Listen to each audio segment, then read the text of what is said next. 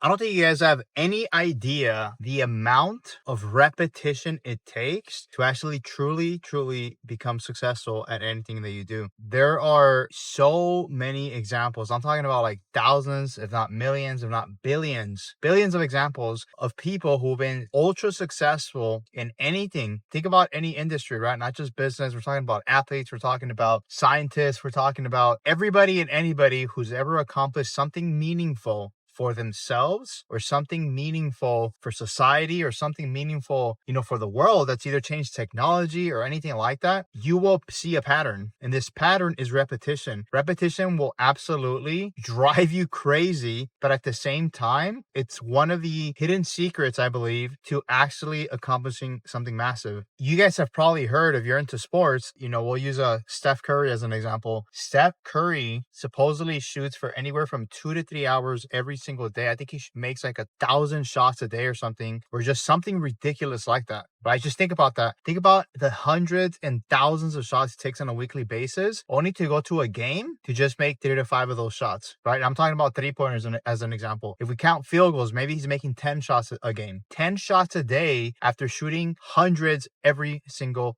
day, right? People ask all the time, like, damn, how is this guy such an elite shooter? How is he able to rarely miss or make these crazy ass shots, make half court shots, full court shots? He's literally the best 3-point shooter of all time. Like, he absolutely demolished the guy that used to be the top 3-point shooter of all time, right? First it was Reggie Miller, then it was Ray Allen, and then Steph Curry comes and he just absolutely destroyed both of them. You look at the numbers based on where they ended their career and based on where he's at, and it's a landslide of how big of a difference it is. I'm not saying Ray Allen and Reggie Miller weren't using enough repetition and weren't being repetitive in their craft. They 100% were, right? And they were able to raise that bar to absolute levels that nobody had ever touched. Steph Curry comes into play and how he just demolishes that. And now if you look at the NBA, some of these pros are on pace to break Steph Curry's numbers, right? Which just sounds absolutely crazy. Like his numbers are already like bananas. Like they're already like, how in the world did he absolutely break these numbers? And it's because he started at a younger age. He probably took more shots. He went above and beyond to just absolutely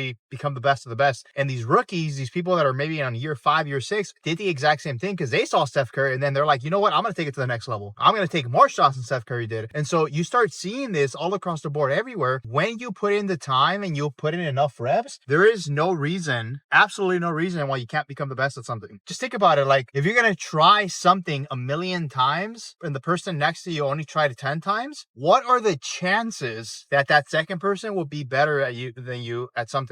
Right? I'm sure there are these anomalies, people who are just naturally gifted at different things. Even when you put repetition over and over and over and over and over and over again on a daily basis, on a weekly basis, on a monthly basis, and then you add that up for multiple years, you're going to absolutely crush your competition. I've seen that with many people that I know, especially in business. Like there's guys that I know that can literally run ads like the back of their hand. Like they don't even think about it. They don't bat about it. They know exactly why it's working, why it's not working, what they got to do, what they got to move, what different changes they got to make. Is it the creative, all these different things, because they've been so repetitive. They've done this so many times that there's just no way that they can fail. They know it like the back of their mind. And so you look at this all across the board, right? You look at this everywhere, like in anything that you can possibly think of, right? It's just crazy to see like how much of a difference playing a volume game will go a long way, right? Because if you're doing anything so many times, like you're going to get naturally good at it. You get up every single day, right? When you were a baby, you started walking. It was pretty difficult. You didn't know what you were doing, but eventually it just became easier. It became like second nature, right? You get older, you start running, and then next thing you know, you're sprinting. You might think that's a stupid example, but it's the exact same thing. It's just something that we don't think about because it's instinctual. It's something that everybody does. Everybody walks, right? How can you become a better walker or a better runner? Like it's not things you really think about unless you're like an athlete when we're talking about running. But when it comes to just to say walking, like walking is walking. Everybody walks, but it is the exact same logic, right? We literally took probably billions of steps until we got to this point, especially in this age. And so now imagine you put the same amount of effort to learn how to walk as a baby into whatever craft you wanted to get good at and specialize in. If you did that, there's honestly no reason why you would fail. You can go out there and look for tons of examples. Thomas Edison, right? Thomas Edison, I believe, tried thousands of different inventions before he finally figured out the light bulb, right? I don't recall if it was thousands of inventions or he tried making the light bulb work thousands of times, but eventually it worked. Now imagine if he didn't do that. Maybe we wouldn't have light today. I highly doubt it. I think somebody else would have figured it out. But the amount of times that it took him to figure something out, and that was just to figure it out. That wasn't even to become an expert at something. I want you guys to take a look at your life and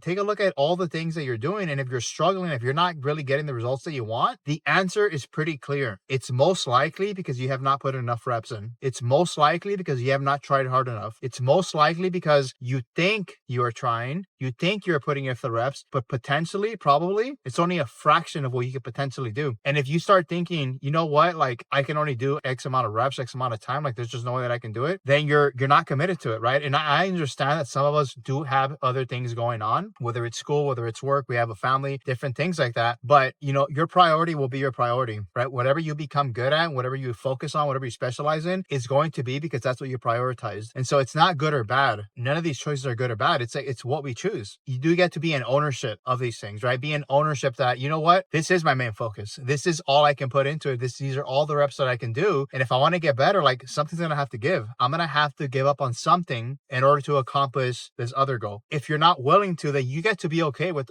those results. You get to be okay that if you're only able to put in 100 reps of something per day, when you know deep inside you can do 500, then you get to be okay with those results. And so that is all I got for you guys today. And I will catch you on the next video. Peace out.